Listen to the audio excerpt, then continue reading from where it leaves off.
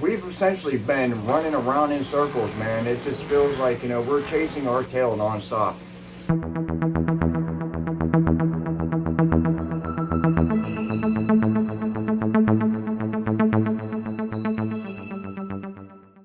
Welcome back, fellow reefers. This week we are talking about this 180-gallon aquarium, and many of you have been wondering, how has this tank been doing? So this week we're going to address some of that.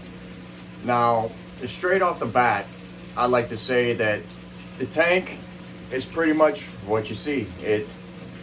We haven't really done much with it for a while now. I'm tired of dumping money into corals. I really am.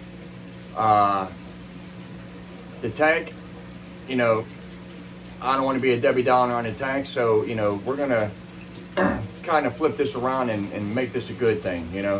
What we plan to do is we're going to send an ICP test out. We're not going to get a sample of this water. What we're going to do is down here, I don't know if you can see this quarantine, we just set that quarantine up. So that is brand new, fresh salt water, which we use Fritz in the blue box. We took this water, we did a sample, and we're sending it out just to see, is it the salt that we're using? Is the Fritz contaminated? Is that what's causing the issues? Because like I said, I've never had an issue before in my life as bad as I have with this 180 gallon. So we're gonna try that. As you can see, it's probably tough for you to see in this video.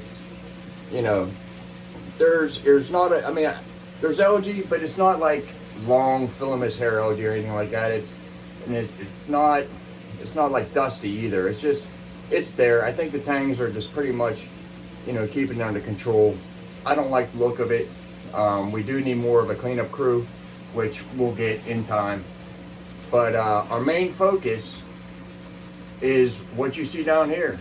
Now, I don't know if you can see anything swimming in there, and I don't want to give it away because we have plenty of videos that we plan to have coming up shortly. So if you're a new subscriber, get ready, because within the next month or so, we're going to be hitting you with a bunch of videos on fish care, products, all kinds of stuff. But with this tank, we've essentially been running around in circles, man. It just feels like, we're chasing our tail nonstop. And,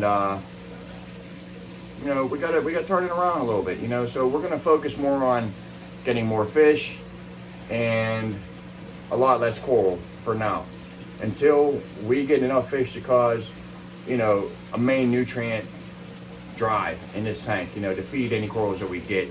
Because like I said, it's been an issue with keeping nutrients since day one. So we're gonna address that issue first. Just get a lot of fish and have fun with it. So like I said, there really hasn't been much going on with this aquarium. I know a lot of you are saying, come on, man, there's got to be more than that. No, what was it? The Pureit? We tried the Pureit, and the Pureit really, I don't know if it worked or if it didn't, because like I said, we were losing corals, and while the Pureit was running, we had corals still receding. So we don't know, and I haven't added any corals to see if it's been better. And I'm not really willing to try that at this moment. We stopped dosing the potassium nitrate. Now, I don't know if a lot of you guys use a potassium nitrate that is manufactured by Greenleaf, but when we were dosing the potassium nitrate from Greenleaf, wow, I can't tell you how much algae it just exploded in this tank. It was everywhere. It was nasty. And it was kind of like, it wasn't even like dino, and it wasn't like cyano, but it was just like thick algae. And I don't know if it had something to do with that potassium nitrate, but it seems like since we stopped using it, the tank has been looking so much better. It's not exactly where I want it to be, but it does look so much better. I'm looking around here real quick. I'm just trying to see, everybody's curious. Somebody was asking about the trigger system sump, and I plan on doing an update video on the Platinum 39 from Trigger Systems, which get ready, because I don't think it's going to be I don't want to say it's going to be a bad video. I just don't think it's going to be a very good review update because I think this thing is just crap, but that's just me. What else?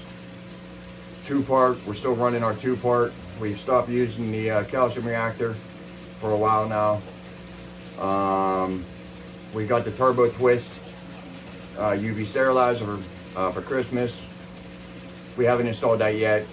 We need to get a pump for it and or make a manifold, one of the two. I'm trying to teeter back and forth. Which way do I want to go? If I get a manifold, I'm still gonna have to get another pump, you know, because I'm gonna need something a whole lot bigger to drive it. And then of course I'm gonna need probably some flow indicators from Apex. This way I know how much flow is going here and how much flow is going there. So gotta weigh. Do I just want to get another pump that's independent for that UV sterilizer, or I want to get the other stuff?